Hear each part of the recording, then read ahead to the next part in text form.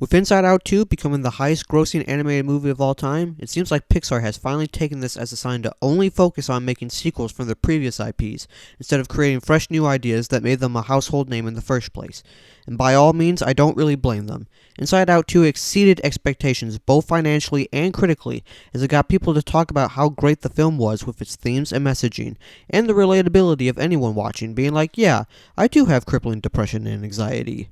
But with all that said, does Pixar really need to keep making sequels from their beloved movies?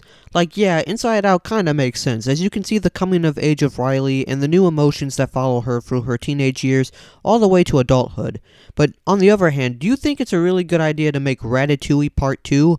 Like, no, nobody needs that. The first film stands alone just fine as a single movie, ending with Remy fulfilling his dreams as a chef and telling that anyone can cook, or, in a broader sense, chasing your dreams.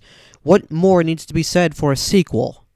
Now, most IPs make sense for Pixar. Incredibles 3 has already been confirmed after the success of Incredibles 2.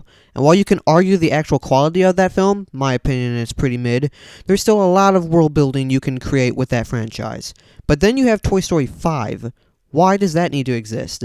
The franchise was perfectly fine as a trilogy. The fourth installment didn't really need to happen. Why do we need a fifth one?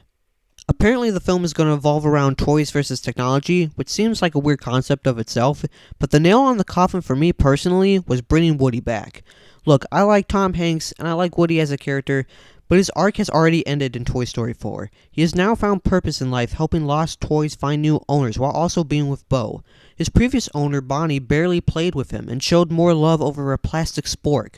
Woody's arc was complete, as his worldview has been flipped and the fear of being abandoned is gone, so why are we bringing him back?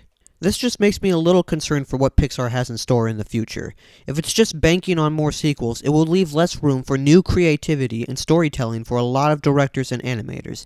And that just comes from the recent financial failures of movies like Luca, Turning Red, and Elemental, who all had a unique story to tell, and actually were influenced by the directors who were telling them. But since most of them got pushed to their streaming service, and didn't have enough time to shine in limited theaters, apparently they were box office bombs.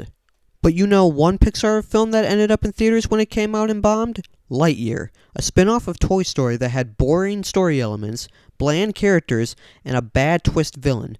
But those are the movies that Pixar wants to focus on more. They know you're gonna go see a movie with a recognizable element to it instead of bringing something new to the table. But I guess the personal storytelling and the emotion that these new movies can show will not be allowed anymore. And you want to know the person behind these statements that has been pushing new ideas for over a decade now? Pete Docter. You know, the guy that has directed Inside Out, Monsters Inc., Up, and Soul, some of the most brilliant animated movie concepts ever, and now you want to throw all that away for cash grab sequels? Seriously? I don't know, guys. So far as the recording of this video, the only confirmed movies that aren't sequels or spin-offs that Pixar has to offer are Elio and Hoppers. Now, who knows what Hoppers is going to look like, but Elio is our only chance at getting something fresh and exciting that might make Pixar think again about possible sequels. And after reading the synopsis of Elio, we might be in for the possible fall from grace from one of the most beloved animated studios of all time.